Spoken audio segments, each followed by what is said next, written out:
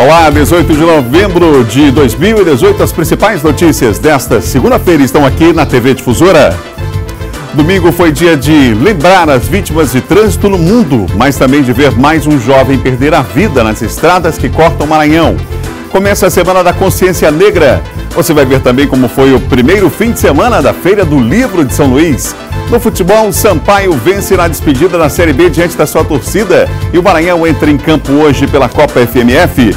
No estúdio eu converso com uma escritora maranhense que vai lançar um livro que fala de temas como a violência contra a mulher, homofobia e o preconceito. O lançamento acontece durante a Feira do Livro. O Bom Dia Maranhão está começando agora.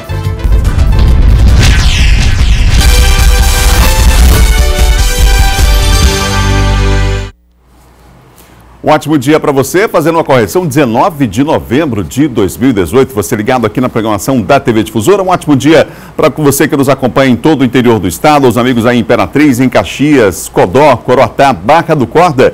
Um ótimo dia para você que nos acompanha aqui pela TV Difusora nesta segunda-feira. A semana está só começando, uma semana abençoada para você. O trânsito no Brasil mata mais do que muitas guerras ao redor do mundo. Há 8 anos, o Maranhão participa do Dia Mundial em memória dessas vítimas. Nesse domingo, não foi diferente. Cada cruz dessa simboliza uma das 100 vítimas que morreram no trânsito de São Luís no ano passado. Elas foram colocadas na Avenida Litorânea nesse domingo como forma de chamar a atenção para o Dia Mundial em memória das vítimas de acidentes desse tipo. A campanha pela paz no trânsito reuniu dezenas de pessoas. Muitas delas carregam a dor e a história de quem perdeu um ente querido por conta de um atropelamento ou uma batida. O Jorge viu o filho João Vitor, de 5 anos, morrer atropelado por um carro quando brincava na praia. Foi uma coisa muito triste, muito dolorosa, porque eu deixei meu filho brincando com a mãe dele e o irmãozinho dele. Fui deixar o carro do outro lado e quando eu voltei, meu filho estava esmagado na areia da praia. E de lá para cá, a gente conseguiu colocar, já se faz quase 9 anos, a gente conseguiu botar o criminoso na cadeia. A Luciana perdeu o primo no acidente envolvendo um carro e um mototáxi há 2 anos na Avenida Kennedy. Ele pegou o mototáxi e chegando na Kennedy, o carro veio, bateu na moto que estava acontecendo. São 100 ao todo, aí ele passou 5 dias no hospital, socorrão, rapidinho. Durante um minuto, ele chegou a passa. Já o caso do Wagner foi mais recente. O primo dele morreu atropelado quando pagava uma promessa, andando pela estrada que liga São Luís até a cidade de São José de Ribamar. Ele foi acometido de um câncer, em torno de 3 meses ele foi curado, com tratamento em São Paulo. E então ele foi pagar uma promessa junto com seus familiares no dia 25 de março desse ano. E logo depois ali, já próximo ali do cemitério, daquela estrada de Ribamar, uma pessoa alcoolizada veio no sentido contrário, aquaplanou e atingiu ele, praticamente tendo morte imediata. De acordo com a Organização das Nações Unidas, todo ano morrem 1.250.000 pessoas em acidentes de trânsito no mundo. 40% dessas mortes acontecem em 3 países: Índia, China e Brasil. É para evitar que histórias como essas se repitam que a campanha SOS Vida pela Paz no Trânsito acontece há 8 anos no Maranhão. É uma das atividades nossas para chamar a atenção da sociedade para esse gravíssimo problema humano, um grave problema de saúde pública e um grave problema econômico, que é a violência no trânsito. No Maranhão, são 3 ônibus lotados por mês que morrem. Equivale a 3 ônibus lotados todo mês. Em São Luís do Maranhão são quase 10 pessoas todo mês morrem no trânsito. Então é algo que nós não podemos tolerar, não podemos conviver com isso. Então é um dia para se chamar a atenção. Hoje é o Dia Mundial em memória das vítimas de acidente de trânsito. Muito bom, depois houve uma caminhada lá na Litorânea para chamar a atenção para esse dia, para chamar a atenção para o cuidado que as pessoas devem ter no trânsito, não é? Por falar em trânsito, a Polícia Rodoviária Federal divulga daqui a pouco um balanço completo da Operação República, que ocorre nas estradas federais que cortam o Maranhão nesse feriado prolongado.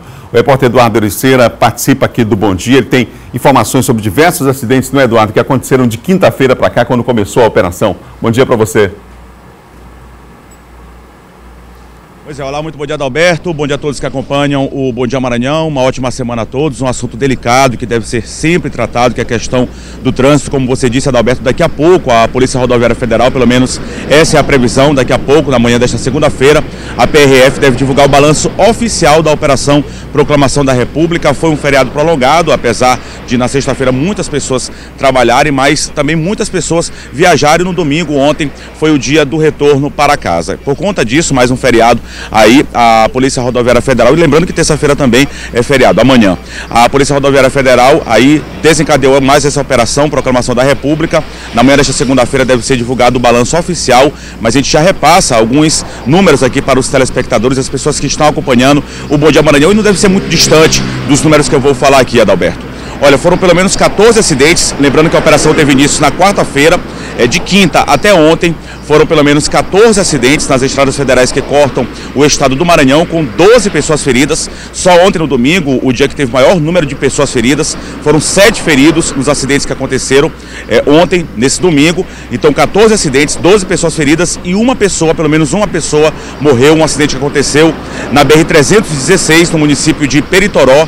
Foi um atropelamento de pedestre. Então, pelo menos uma morte foi registrada durante esse feriado, durante a Operação Proclamação da República. Aqui na região metropolitana, também muitos acidentes, Adalberto. Eu mesmo acompanhei um desses acidentes, uma colisão grave que aconteceu ontem na estrada de Ribamar, aqui na região metropolitana. Vamos acompanhar como foi. O acidente aconteceu no início da tarde deste domingo, na MA 201, também conhecida como Estrada de Ribamar. A câmera de um estabelecimento comercial flagrou o momento da batida entre os carros. A colisão foi frontal. Os 2 veículos ficaram destruídos. Informe-se que o condutor da estrada era um menor, de 15 anos de idade, não habilitado. Tá? O que a gente pode apurar, primeiramente, é que ele vinha sentido Maiobão, né? No sentido aqui é Parte Norte. E ele foi desviar de um pedestre que atravessava a rua. No que ele foi desviar, perdeu o controle e atravessou o canteiro, vindo chocar-se com a senhora que conduziu o Prisma no sentido contrário. Com o acidente, a Polícia Militar teve que improvisar um desvio. A preocupação é porque derramou muito óleo pela pista. Foi preciso jogar areia para amenizar o risco de um outro acidente no local. Uma das vítimas foi identificada por Rosângela Aparecida Silva de Jesus, de 33 anos de idade, que, segundo a polícia, felizmente, teve apenas cortes pelo corpo.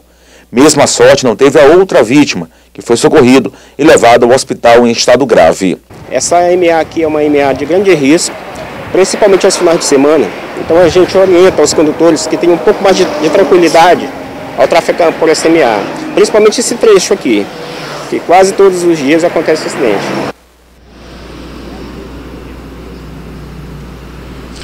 Pois é, uma informação importante, um assunto sério, uma colisão grave, como as imagens puderam mostrar lá na estrada de Ribamar. É uma MA, é uma rodovia estadual, uma dica importante aí, repassada pela Polícia Militar, o pessoal da BPRV, os policiais da BPRV que fazem esse serviço de segurança. E nessas MAs, também nas BRs, quando chegam os finais de semana que o trânsito dá uma acalmada, as pessoas costumam dirigir com mais velocidade e é preciso ter muito cuidado para evitar acidente e, consequentemente, pessoas feridas e também mortes.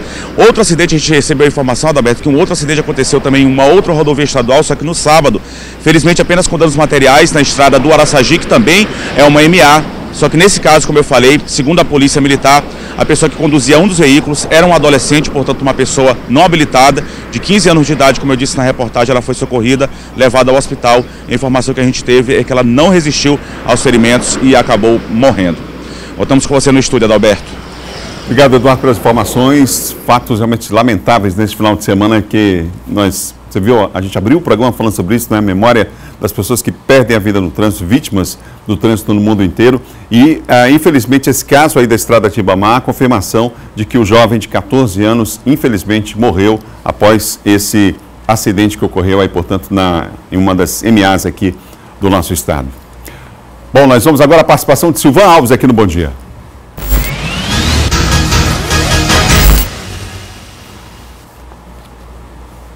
Silvão, um ótimo dia para você, boa semana, boa segunda-feira. Bom dia, Roberto. Bom dia a todos, boa semana, bom dia. A gente começa a semana falando de mais um fato lamentável no interior do estado, Silvan. Uma idosa de 106 anos, Silvan, na casa dela foi assaltada, levaram R$30 dessa idosa e mataram a senhora. E mataram a senhora paulada, né, que foi um crime bárbaro. Esse crime está repercutindo a nível nacional, né, nas redes sociais, há uma grande repercussão do caso da morte da dona Antônia Conceição Silva, que é essa senhora aí de 106 anos, aposentada, e disseram, ou havia informação de que ela tinha dinheiro guardado em casa. Isso, de certa forma, ela morava sozinha. Isso, de certa forma, acabou chamando a atenção de ladrões, bandidos, e um indivíduo foi lá, na madrugada do último sábado, entrou pelo telhado da casa, e aí, provavelmente, quando ele estava lá dentro da casa, ela deve ter acordado, né, deve ter visto a presença desse indivíduo, e ele acabou matando essa senhora de 106 anos. Uma senhora de 106 anos, provavelmente não oferecia nenhum risco para ele. Ele matou a senhora pauladas e acabou levando cerca de R$30, que era o dinheiro que tinha lá, que ela tinha guardado, inclusive que era um dinheiro para ir fazer uma feira no dia seguinte, que estava bem em cima do birô, lá do quarto, onde ele pegou. Feira Nova do Maranhão. Feira Nova do Maranhão. Né? Feira Nova do Maranhão, isso. A polícia de Balsas, né, que é a cidade mais próxima, cidade polo mais próxima, já mandou policiais para lá, com o objetivo de tentar identificar este indivíduo, porque depois algumas pessoas viram, não é? Quando ele deixou o imóvel, deixou a casa, e aí é uma questão só de tempo para a polícia ajustar essa investigação, as informações que chegam para prender o mais rápido possível esse indivíduo aí. Ô Silvano, você mostrou ainda há pouco no Bandeira 2, terminou agora há pouco, um caso de um assalto lá no IPAZ. No caso, eles estão, inclusive, o alvo principal são os veículos, né? Eles entram das residências e tiram o veículo. Olha as imagens aí. Por incrível que pareça, Alberto, essa dupla é a mesma que aparece naquele outro assalto que a gente mostrou na semana passada, lá na Praça 15, lá da Coab, onde eles entraram lá na residência lá do senhor e levaram o carro. Aí, nesse caso, o carro está estacionado na porta, isso aí é no IPAZ de cima, né? Ali embaixo a Avenida Daniel de Latouche, onde é a principal avenida do bairro, e aí vem um pela pista e vem outro pelo mato, e rende o cidadão que está aqui fora do alcance das câmeras, ele está na porta de casa, eles rendem o proprietário, encostaram lá e já foram, a poste ficou aqui praticamente na frente da câmera, mas eles renderam já a vítima, não é? E entraram na casa, dá para observar ali no cantinho. Exato, no cantinho lá, eles entrando na casa, entrando no imóvel e já pegaram a chave. Possivelmente eles tinham informação de que esse carro é de lá, dessa casa, de lá, dessa residência. Daí isso é bem na subida ali, né, bem João? Na subida, ali na saída da ponte. Silvano, na saída da ponte, né? Isso, na saída da ponte ali, ó, a ponte lá embaixo, lá, e os veículos subindo em direção ao IPAZ. Depois, não é, dá para se perceber que um dos indivíduos está com uma moto estacionada ali, ó, atrás daquele veículo branco. Olha lá, ó. Ele já vai pegar a moto, né? Que ele tinha deixado a moto estacionada, depois veio andando por dentro do mato como se ele estivesse, né, chegando ali naquele momento. E o outro que está pegando a chave do carro, agiu com muita violência, querendo a chave do carro, a chave do veículo, até que entregaram a chave do carro lá, aquele Honda Fit prata lá, que ele já vai pegar ali, ó, já vem ele lá já com a chave do carro, destravou o veículo e sai depois em alta velocidade. Depois já olha lá, o parceiro dele já vai sair na moto, né? E ele já dentro do carro já vai sair levando esse Honda Fit. O Corolla que eles roubaram na semana passada lá na Coab, eles deixaram abandonado lá no São Cristóvão. E olha lá, saindo já lá no carro, levando o carro do cidadão. Nas últimas imagens o cidadão aparece ali correndo na rua já pedindo socorro, e as pessoas sem querer parar, porque as pessoas também ficam com medo, assustadas, né? Olha lá ele gritando já, ó, depois do assalto, o proprietário da casa, né, pedindo ajuda ali as pessoas que estão passando, vindo lá do IPAZ. A polícia tem que identificar esses indivíduos o mais rápido possível, porque parece que eles se especializaram nesse tipo de crime. E é preciso que agora, como é um período crítico, chegando às festas de final de ano, que as pessoas tenham mais atenção redobrada ao abrir a casa. Hoje não está mais tempo de você abrir a casa, como se fazia antigamente, sentar na porta, ficar na porta. Na hora de sair, as pessoas têm que ter a atenção redobrada, né, para evitar esse tipo de ação aí. Que situação, hein, Silvano? Boa semana para todos nós. Boa semana, Adalberto, boa semana a todos. Você ligado aqui no Bom Dia Maranhão, nessa segunda-feira, nós vamos agora à região Tocantina. As informações de Imperatriz chegando com Luiz Carlos Lima. Bom dia, Luiz. Olá, Adalberto, bom dia para você, bom dia, Maranhão. 17 de novembro foi o Dia Mundial da Prematuridade. Em Imperatriz, a data foi lembrada como um alerta para a quantidade de crianças que nascem prematuras. Uma manhã de depoimentos emocionados e emocionantes. A ação que aconteceu no Dia Mundial da Prematuridade reuniu profissionais da saúde e mães acompanhadas pela Casa da Gestante. Algumas jovens, como a Tailana, que aos 18 anos vive o drama de ter saído do hospital regional sem poder levar a filha para casa. A menina nasceu com 34 semanas, prematura. Eu fui internada dia 4. Aí, minha pressão estava muito alta. Eu sei que estava alterada, eu não conseguia enxergar nada. São esses pensamentos positivos que nos faz levantar. Eu fiquei internada lá, quando foi dia 9. Aí não teve mais como, aí eu fui para a sala de preparo. E lá foi o dia que a neném nasceu, de manhãzinha. No Brasil, anualmente 340 bebês nascem prematuramente, cerca de 931 por dia, média de 6 a cada 10 minutos. A equipe do Hospital Regional Materno-Infantil diz que em Imperatriz, dos 40 leitos de UTIs neonatal da maternidade, pelo menos 20, a metade, são ocupados por prematuros. Durante o evento, as mães foram convidadas a assistir um vídeo com depoimentos de funcionários do Hospital Regional Materno-Infantil e de outras mães que tiveram experiência com a prematuridade.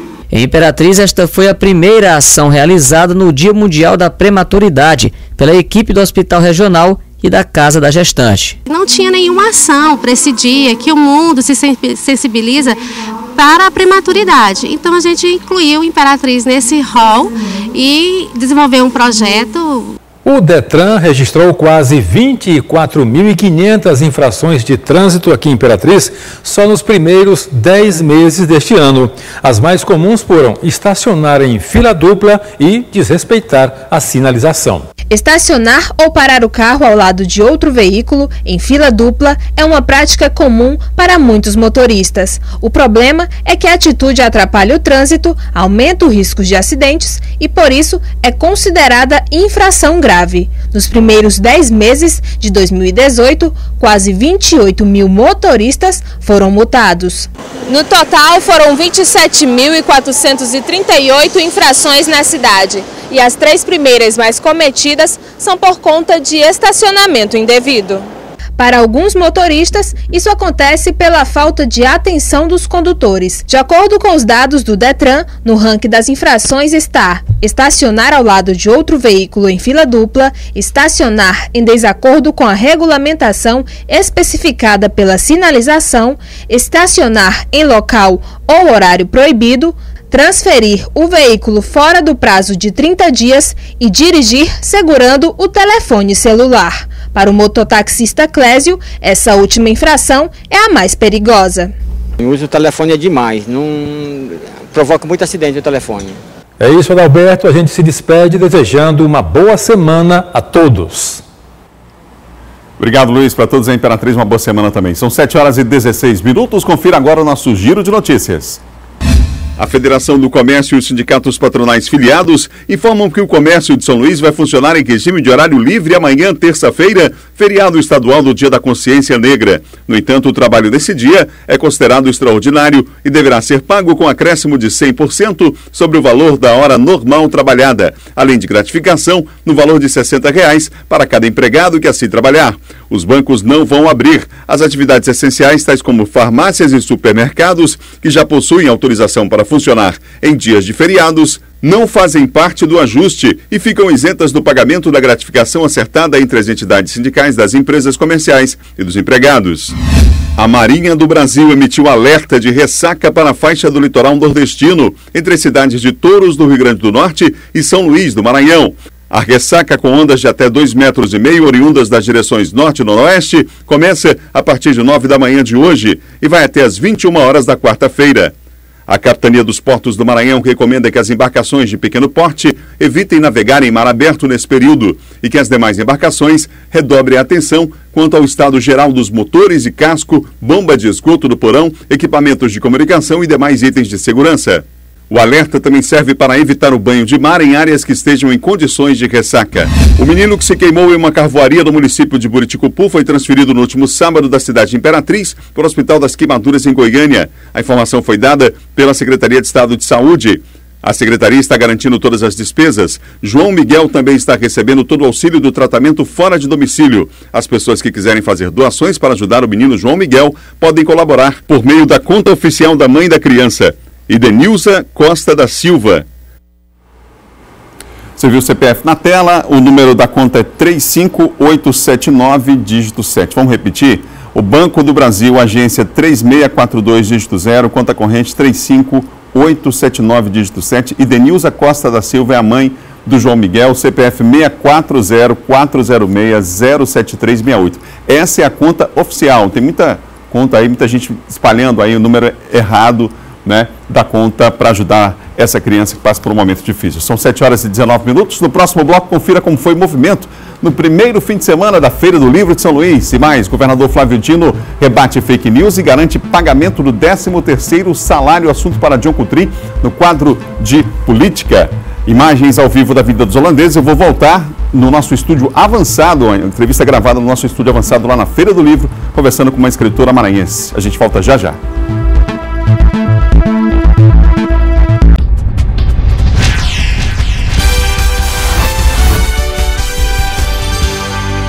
Estamos de volta com o Bom Dia Maranhão, como a gente anunciou no bloco anterior, agora aqui na Feira do Livro, no estúdio avançado da TV Difusora, aqui na feira, 12ª edição da Feira do Livro de São Luís. E a gente vai estar por aqui contando histórias, trazendo autores para falar de suas obras. E no programa de hoje eu trago aqui uma autora que é jornalista, é radialista, é escritora e que está lançando pela terceira vez a obra Rota da Liberdade. Vai lançar aqui durante a Feira do Livro amanhã, terça-feira.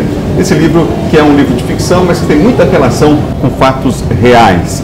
O livro fala, entre outras coisas, sobre pedofilia, violência contra a mulher, homofobia. Esses são alguns dos temas dessa obra. E é com a Jane Lobo que eu converso agora aqui no Bom Dia Maranhão. Jane, é um prazer tê-la aqui na Difusora.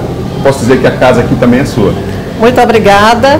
E eu gostaria de dizer para todos que para mim é um imenso prazer estar aqui na Difusora, visto que é aqui que eu comecei a minha história no jornalismo maranhense.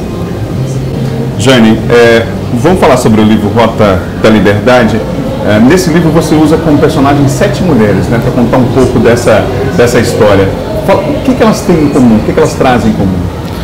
Bom, Adalberto, o que elas trazem em comum é a independência, né? São mulheres que estão na luta do dia a dia para conquistar o seu espaço, né? São mulheres que estão em busca de garantia de seus direitos. Então, este é o resumo da história do livro, né? Essa é uma temática que tem a ver com a sua vida, com as suas lutas, até com a própria herança familiar, a gente pode dizer assim, Jane?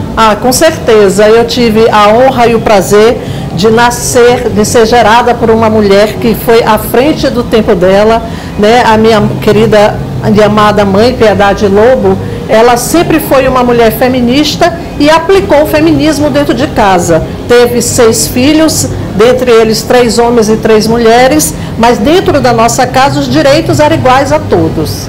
Eu vi que no livro você cita, por exemplo, a letra de um clássico da música brasileira, Maria Maria, né, do Milton Nascimento. Você cita aqui a Maria Aragão também e homenageia a sua neta nesse livro. Ou seja, as mulheres estão presentes na sua vida e há um pouco de cada mulher nessas histórias contadas? Com certeza. A Maria Aragão, né, para uma pessoa como eu que vim de movimento feminista, né, desde 87 que eu estou inserida no movimento feminista aqui no Maranhão. Então, para mim em particular, Maria Aragão é a nossa maior referência do feminismo no Maranhão, né? Como é que foi o desafio de deixar de escrever, né, como jornalista, fatos reais e passar para a literatura? Como é que foi esse processo de adaptação, enfim? Na verdade, Adalberto, foi um processo que eu vim amadurecendo há tempo, né? Eu já participo há algum tempo de um coletivo de literatura em São Paulo e à medida que eu fui me interessando em tornar esses depoimentos dessas mulheres, em transformar numa leitura, num livro, por exemplo, eu comecei a aprofundar estudos, né? E trabalhar essa questão de como passar do jornalismo que eu vim a vida inteira, certo que eu fiz uma boa parte de jornalismo impresso, mas a minha vida, o meu histórico profissional é televisão, e aí para que eu transformasse esses depoimentos em literatura, foi preciso, claro, que eu buscar me aperfeiçoar no assunto. Né? Então, o nome das personagens aqui são fictícios, né? Todos são fictícios. Mas as histórias são reais? As histórias são reais, né? Porque inclusive são histórias do nosso cotidiano, né? Porque a gente retrata sobre homofobia, sobre machismo, sobre exploração sexual, né? Que é um assunto que lamentavelmente está no dia a dia, né? Nas famílias. Falamos da violência da mulher, que não é só aquela violência física, que é aquela violência que está retratada no dia a dia, mas a pior delas, que é a violência psicológica, a violência emocional. Né? E que às vezes acontece no dia a dia dentro de casa. E que acontece dentro de casa. E a gente sempre faz questão de citar, né? Assim, eu passei uma boa parte da minha vida fazendo assessoria de comunicação na Secretaria da Criança e Assistência Social e vivi o dia a dia da realidade da exploração sexual contra crianças e adolescentes. E essa exploração sexual, a gente faz questão de estar sempre citando que ela começa dentro de casa. Né? Na maioria das vezes, a criança que sofre algum tipo de violência sexual e exploração sexual, ela vem de uma sequência muito familiar, que começa na primeira questão com os padastros, né? Depois parte para os avós paternos, depois vem para os pais biológicos, né? Depois vem para vizinhos, tios, e só depois que vem para um desconhecido. Então a gente faz questão de alertar os pais sobre essa exploração sexual, o abuso sexual que é tido dentro de casa com as crianças e adolescentes. Jane, confirma para a gente, o lançamento acontece amanhã, terça-feira, aqui na Feira do Livro, horário? Olha, acontece aqui amanhã na Feira do Livro, às 20 horas, né? E a gente aguarda, né, que todo mundo venha aqui, que possa participar deste lançamento, não só prestigiando a obra, mas tomando conhecimento da nossa realidade do dia a dia, né, que fala sobre machismo, sobre homofobia, sobre violência contra a mulher de todos os sentidos, né, e enfim, a gente está esperando, aguardando aí, né, os nossos leitores. Jane, o livro, as personagens, quer dizer, o cenário é São Luís e São Paulo também. Aliás, lá na capital paulista foi lançada a obra também, não é? Sim, foi lançado em São Paulo, na Câmara de Cultura, e nós estamos com o convite agora para um novo lançamento em fevereiro próximo. Obrigado pela entrevista aqui no Bom Dia Maranhão. Muito obrigada, eu que agradeço, foi um grande prazer estar aqui com vocês. A versão estendida dessa entrevista você confere no nosso portal MA10. Bom, além de ser um excelente espaço para a comercialização de livros, a feira é também uma oportunidade para diversas manifestações artísticas, como nos mostra o repórter Fábio Cabral. Um mundo de livros para escolher e a pequena Sofia decidiu em segundos o que queria levar para casa. O passo seguinte, convencer o seu Oberlã. Estamos negociando. Enquanto uns vão às compras, outros promovem trabalhos para serem vendidos. São escritores maranhenses que têm na feira uma oportunidade de apresentar novas ou mesmo antigas publicações. A Charlene Serra lançou a mais nova obra da coleção Incluir, na qual o personagem principal é uma criança autista. Esse livro ele vem abordar o autismo, tá? E é mais um título da coleção Incluir, onde a gente vem trabalhar a inclusão, levando o autismo, né, como um assunto para a sala de aula. Já o escritor Wilson Marques está relançando o primeiro livro que escreveu há mais de 20 anos. De repente ele dá uma renascida, né? E também de encontrar os amigos, né? Falar de literatura, participar de palestras e tal, então é sempre um momento muito especial, né, a feira. Quem vem à Feira do Livro não desfruta apenas da literatura, mas também pode apreciar outras formas de manifestação artística. Aqui, por exemplo, é o encontro da literatura com a arte cênica. No palco, o ator Gilson César apresentou o espetáculo Um Dia de Clown. A pequena Laura ficou em êxtase com a apresentação. A gente, como pai, fica muito feliz de ter um espaço assim disponível, incentiva a cultura, a leitura e a arte. A arte, ela veio para humanizar e juntando com a literatura, com a leitura, ainda melhor será essa humanização da sociedade, das tecnologias, e o mundo vai melhorar com certeza, não pode ficar do jeito que está. Então é só através da leitura, da arte, do bom gosto de fazer as coisas, a gente melhora. A arte por aqui também chega de bicicleta. Pedalando pelos corredores da feira, a atriz Nilce Braga fez uma intervenção artística inspirada no escritor uruguaio Eduardo Galeano. E textos de muitos viajantes, de muitas pessoas que saem para a estrada e que são chamados de malucos de estrada porque resolvem viver de uma maneira diferente, carregando na sua mochila ou na sua bicicleta seus instrumentos de trabalho e tudo mais que lhes fazem feliz. É literatura, é palhaçaria, é atuação. Artes integradas através das letras.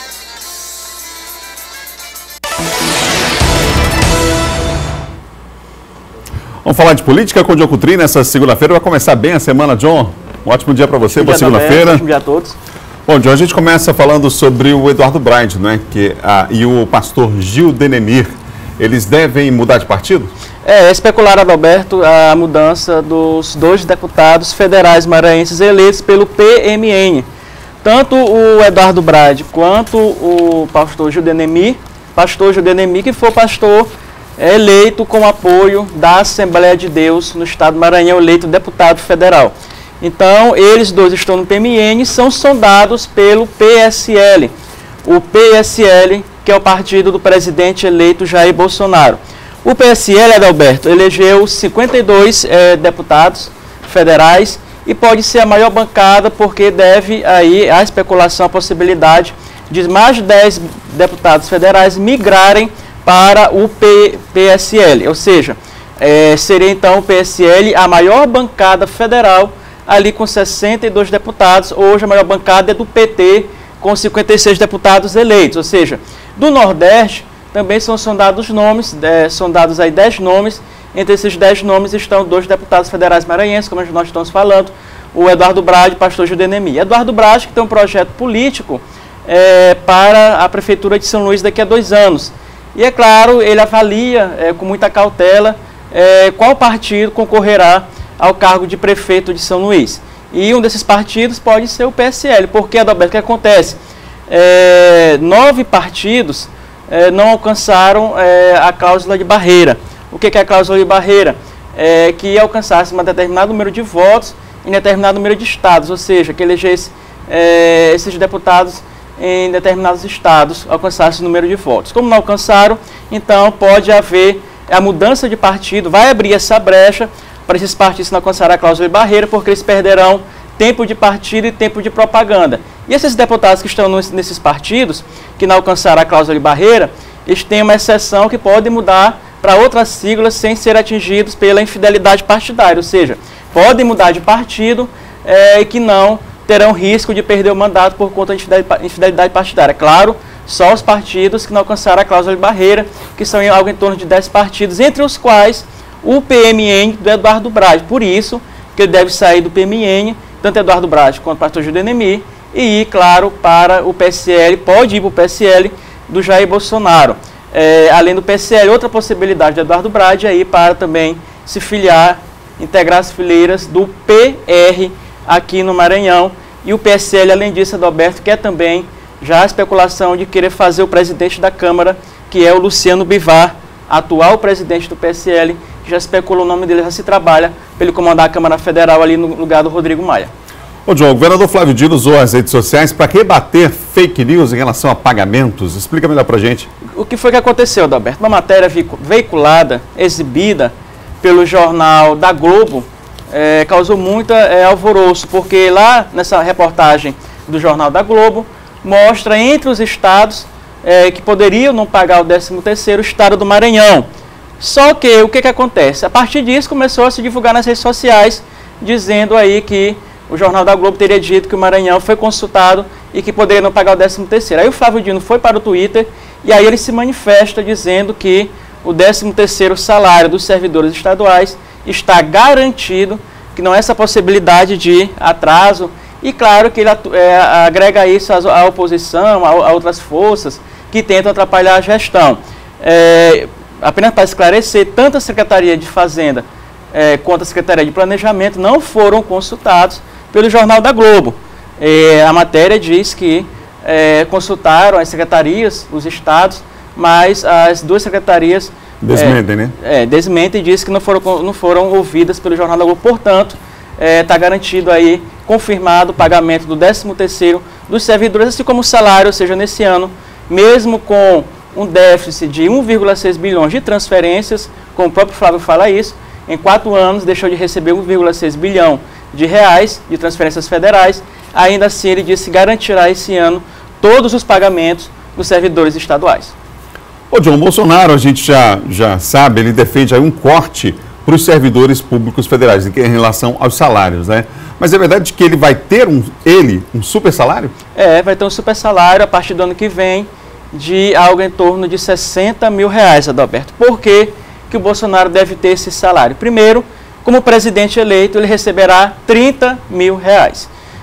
Por outro lado, ele já pode se aposentar pelo Instituto de Previdência dos Congressistas, o IPC, recebendo um salário de 29 mil, porque o Bolsonaro passou aí 28 anos na Câmara como deputado federal.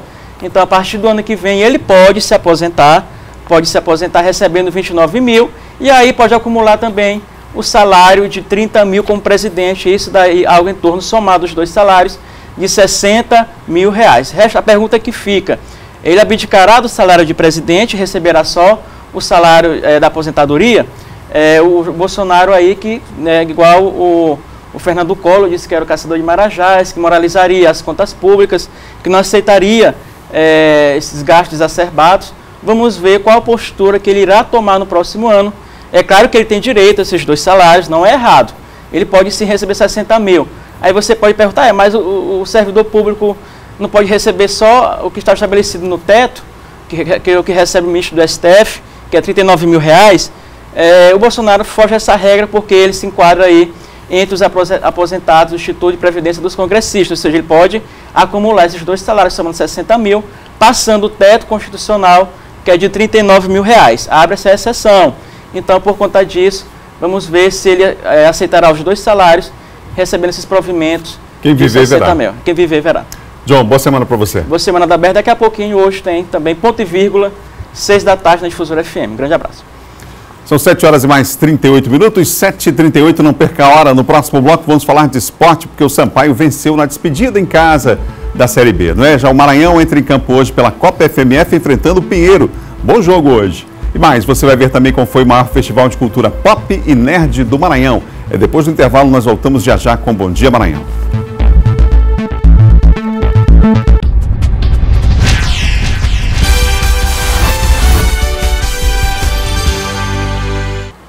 São 7 horas e mais 42 minutos. No Bom Dia Maranhão de hoje, nós daríamos continuidade à série de entrevistas com os candidatos à presidência da OAB do Maranhão, os candidatos à presidência. O entrevistado de hoje seria o candidato Aldenor Rebouças Júnior, mas ele informou a nossa produção que teve um compromisso profissional e que, portanto, não poderá comparecer à entrevista, já que está no interior do estado. Amanhã nós vamos conversar com a candidata Sâmara Brauna, da Chapa 3. Começa hoje no Maranhão a Semana da Consciência Negra. Os detalhes com Eduardo Aliceira, ao vivo, de volta aqui no Bom Dia. Eduardo, a programação começa hoje. Você está, inclusive, em frente aí a um dos locais aí onde hoje acontece o evento dessa programação, não é? Pois é, Adalberto, voltamos a falar ao vivo aqui no Bom Dia Maranhão sobre essa data importante, que é o Dia aí da Consciência Negra, que inclusive é feriado aqui no estado do Maranhão e em outras cidades brasileiras também. Aqui no estado do Maranhão não é diferente, uma programação vasta, começando, tendo início hoje, dia 19 de novembro e seguindo até o final deste mês.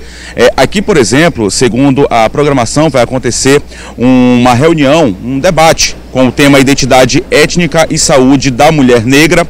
A ação será realizada na manhã de hoje, no povoado de Jussatuba, no município de São José de Ribamar, na área da região metropolitana. E à noite, às 18 horas, ocorre o lançamento da segunda Copa Maranhão Quilombola, no auditório, aí sim, no hotel aqui de São Luís. Isso já às 18 horas. Também, no período da noite, na parte da noite de hoje, segunda-feira, no auditório do Palácio dos Leões, sede do Governo do Estado, vão acontecer várias atividades, vários atos voltados para o Dia da Consciência Negra, inclusive com a presença do governador do Maranhão, Flávio Dino, além de lideranças políticas, comunitárias e também religiosas. Vai haver o anúncio de ações de promoção da política de igualdade racial no Estado. E ainda, nesse ato, o governador Flávio Dino vai fazer uma série de entregas e também vai dar início a uma série de atividades importantes para o Dia da Consciência Negra. O decreto de instituição do selo Quilombos do Maranhão e também a entrega de motocicletas para prefeituras maranhenses, para prefeituras aqui do estado do Maranhão. Também serão anunciadas ações de governo voltadas para comunidades quilombolas e ainda a criação da rede de proteção quilombola e da patrulha Quilombo Negro Cosme. Lembrando que as ações acontecem, tem início apenas hoje, mas acontecem até o final do mês. E lembrando também que amanhã é o feriado aí do Dia da Consciência Negra. Voltamos com você, Adalberto, no estúdio. Obrigado, Eduardo, pelas informações. Eduardo está em frente ao Brisamar Hotel, na Ponta da Areia, onde acontece hoje, portanto, esse evento na programação da Semana de Consciência Negra, que será aberta hoje. Amanhã, no Bom Dia Maranhão, nós vamos falar sobre o assunto, sobre o Dia Nacional da Consciência Negra, aqui no estúdio do Bom Dia. Fique ligado. Agora nós vamos falar de esporte.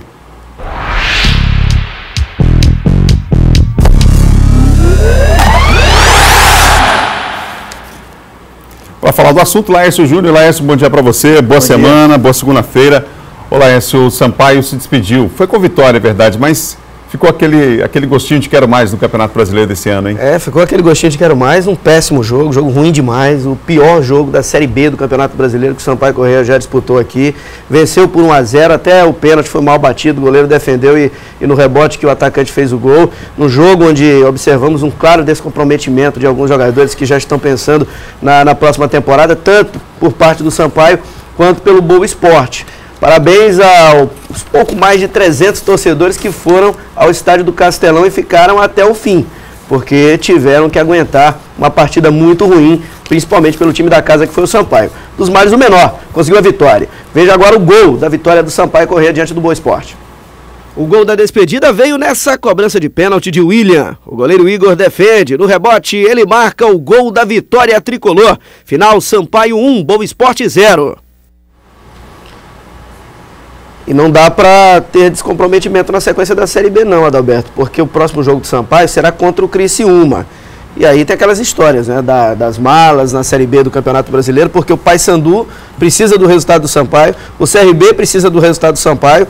Não vai dar para entender o Sampaio jogar com o mesmo descomprometimento que teve nesse jogo daqui na última rodada contra o Criciúma, porque senão vai caracterizar praticamente que o time vai entregar o jogo lá para o time catarinense. Alguém precisa avisar lá que a competição não terminou ainda. Não, a competição não terminou. E o resultado do Sampaio interessa diretamente ao Paysandu e ao CRB. Se o Sampaio, por exemplo, empatar com o Criciúma, basta que o Paysandu vença a sua partida lá em Belém do Pará, que ele escapa do rebaixamento. Então é um jogo que interessa para a Bolívia querida. Falando ainda dos outros resultados, confira a festa do Goiás, a decepção do CSA e uma vitória gigante do CRB jogando no Estádio do Café em Londrina. André Luiz é o autor do gol da vitória do Atlético Goianiense sobre o São Bento em Goiânia. O Atlético está em sexto com 56 pontos e ainda tem chances de subir na última rodada. Em Londrina, um jogaço. William Santana abre o placar para o CRB logo aos 2 minutos de jogo. De pênalti, Dagoberto empata para o Londrina. Aos 30 minutos da etapa final, William Santana vai às lágrimas ao colocar o CRB na frente. E é o gol da vitória. CRB 2, Londrina 1. O resultado tira o CRB da zona da degola. O time alagoano só depende dele para escapar do rebaixamento na última rodada e vai jogar em casa com apoio da torcida. Já o Londrina, mesmo com a melhor campanha do segundo turno, não tem mais chances de acesso. Outro que saiu da briga foi o Vila Nova. O alvirrubro goiano saiu na frente com o Giovani de cabeça. Mas o Criciúma empata com Eduardo e vira com Liel. No fim do primeiro tempo, Elias ainda empata para o Vila Nova, mas é fim de jogo. Vila Nova eliminado 2, Criciúma também 2. O Criciúma ainda pode cair, precisa só de uma vitória contra o Sampaio na última rodada para continuar na Série B em 2019. A torcida do CSA lotou o Rei Pelé. O CSA precisava só da vitória para confirmar o acesso, mas só que esqueceram de avisar o Avaí. Getúlio de cabeça marca o gol da vitória. Final, Avaí 1, CSA 0. O Avaí é o terceiro colocado com 60 pontos e o CSA sai do G4 pela primeira vez em muitas rodadas. Agora está em quinto. Mesmo assim deu sorte, continua dependendo só de si para subir. Tudo devido ao confronto direto entre o Avaí e a Ponte Preta na última rodada, terceiro e quarto colocado respectivamente. Quem fez a festa mesmo foi o Goiás, longe de casa. O Oeste abriu o placar com Mazinho. No segundo tempo, Alex Silva empata para o Esmeraldino. É de Alex Silva também o gol da virada. No fim, Giovani ainda marca o terceiro. E é fim de jogo. Goiás 3-1. O Goiás é o segundo time a garantir o acesso à Série A. Com méritos e bem merecida essa vitória do Goiás, o acesso do Goiás. As 3 melhores equipes do segundo turno foram Fortaleza, Goiás e Londrina. É uma pena, não pela torcida que tem o Londrina, Adalberto, mas pelo que fez o Londrina no segundo turno. O trabalho do Roberto Fonseca muito bom, mas deixou escapar, né? Era improvável uma vitória do CRB lá, mas o CRB jogou muito bem. O William Santana, que fez os 2 gols do CRB, é jogador da Prata da Casa, jogador que está há muitos anos lá no CRB. Comemoração gigante e aconteceu essa belíssima vitória do CRB. Com esse resultado, o CRB joga em casa, só depende de uma vitória para escapar do rebaixamento. Agora na última rodada, o Paysandu se complicou porque ele cai para a 17ª posição e vai ter que contar com a improvável derrota do CRB em casa, um tropeço do Oeste também na última rodada. O Oeste vai jogar fora, pode ser que aconteça por ali, e principalmente o jogo Sampaio Corrêa Criciúma, que vai ser crucial para a permanência ou não do Paysandu na Série B. Obrigado, Laércio. Boa semana. Boa semana, Adalberto Melo. Só lembrando que hoje tem a Copa FMF. Teremos uma partida movimentando a Copa FMF. O Maranhão Atlético Clube vai encarar o Pinheiro Atlético Clube, jogo marcado para as 8 da noite, jogão no estádio do Castelão. O Maranhão vem de 2 vitórias, o PAC também. É o confronto que vai definir o líder. E no fim de semana o São José entrou na briga. Conseguiu uma boa vitória por 2-1 diante do Santa Quitéria e tivemos a goleada do Cordino. Cordino foi goleado. Aliás, São José venceu o Cordino por 6-0. Foi a goleada do final de semana, São José diante da equipe do Cordino. E o outro resultado da rodada foi uma boa vitória do Bacabal diante do Santa Quitéria por 2-1. Então, confirmando, São José 6, Cordino 0. O São José é o terceiro colocado com 4 pontos. E o Bacabal foi a 3 pontos, vencendo o seu adversário, que foi o Santa Quitéria, pelo placar de 2-1. A liderança em jogo hoje, às 8 da noite, no duelo entre Maranhão e Pinheiro Atlético Clube, no estádio do Castelão. Obrigado mais uma vez. Amanhã te vê. Até amanhã.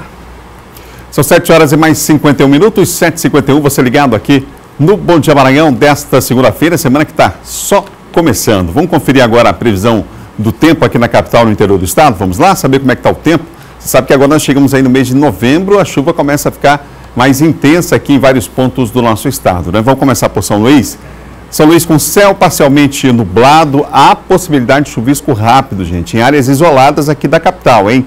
A mínima 25 graus, a máxima 31 graus. Vamos para Imperatriz, lá vai esquentar um pouquinho mais, não é? Predomina o tempo nublado em Imperatriz, sujeito a pancadas esparsas de chuva. A mínima Imperatriz, 25, a máxima 33 graus. Vamos para a região dos Cocais, agora em Caxias, céu parcialmente nublado, possibilidade também de chuvisco rápido isolado. Você percebe que o estado inteiro vai passando por essa mudança, não é? Lá em Caxias, a mínima 26 graus, a máxima 35 graus, olha só, mais do que Imperatriz, inclusive, né? Vamos agora para mais 3 cidades, aqui eu tenho Bacabal, Codó e também Barra do Corda. Lá em Bacabal, céu parcialmente nublado, hein? Possibilidade de chuvisco rápido também na cidade. A mínima 26 graus, a máxima 35 graus. Em Codó, hoje, olha a temperatura, a máxima chega a 38 graus, gente. Lá, céu parcialmente nublado, possibilidade de chuva ocasional e isolada lá em Codó. A mínima em Codó, 26 graus, a máxima eu já falei 38. Vamos para Barra do Corda? Em Barra do Corda, nessa segunda-feira, a semana começa com o predomínio de céu claro a parcialmente nublado, possibilidade de chuvisco rápido também lá na cidade de Barra do Corda. Olha a mínima, 27 graus, a máxima 38 graus, muito calor aí. É aquela combinação, né? Vai chegando o período de chuva, o tempo abafado, tempo às vezes, o céu às vezes nublado, tempo abafado, mas a temperatura lá em cima, né? Portanto, essa previsão do tempo para hoje dessas 6 cidades, uma parceria do Sistema Difusora com o NUGEL, que é o Núcleo Geoambiental da Universidade Estadual do Maranhão, o NUGEL, que é do Laboratório de Meteorologia da Universidade Estadual do Maranhão. São 7 horas e 53 minutos, você já viu aí o alerta da Marinha, né, para ressaca aqui no estado nesse começo de semana. São Luís, todo o litoral do Nordeste, São Luís está incluído aí, portanto, nesse alerta feito pela Marinha. Muito cuidado você, não é recomendado banho nesse período, Essa é uma informação dada, um alerta que é dado pela Marinha. Nós vamos conferir a tábua de marés para esta segunda-feira. Vamos ver?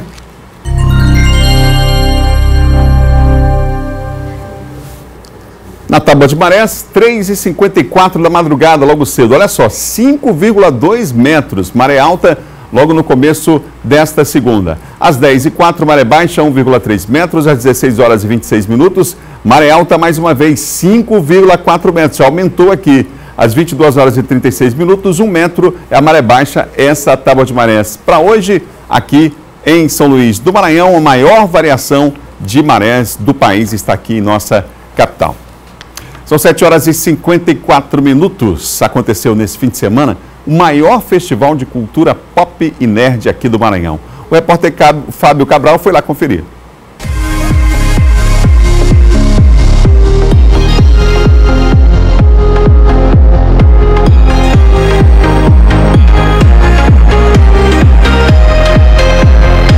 É um festival de cultura pop com atividades para tudo quanto é lado.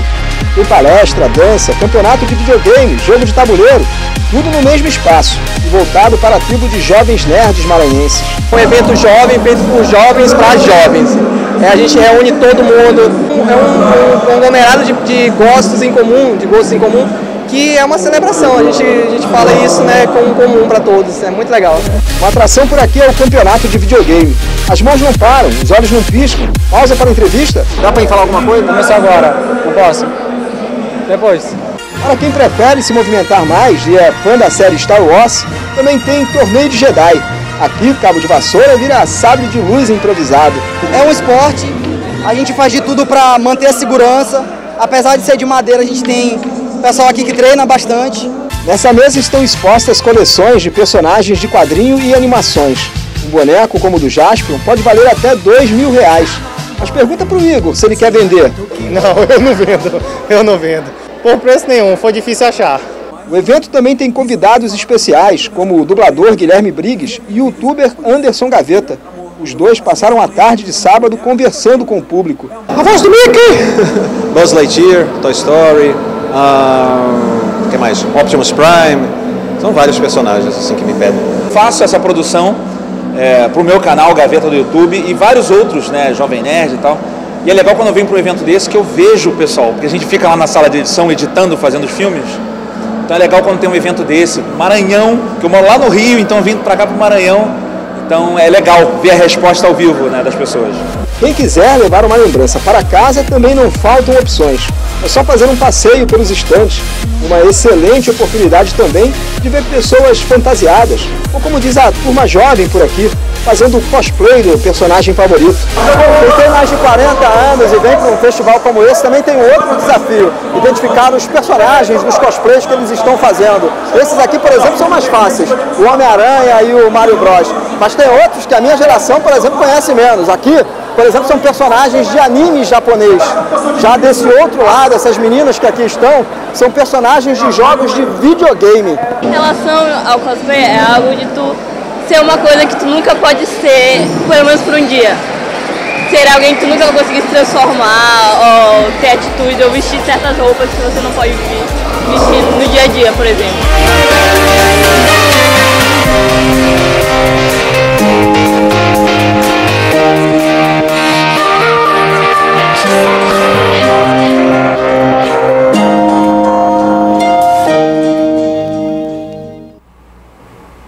Muito legal, né? Bom Dia Maranhão termina agora. Outras notícias no portal MA10. A todos um bom começo de semana e a gente encerra com imagens aqui da capital de todos os maranhenses, Praia da Ponta da Areia. Assim que a gente encerra o Bom Dia de hoje. Até amanhã.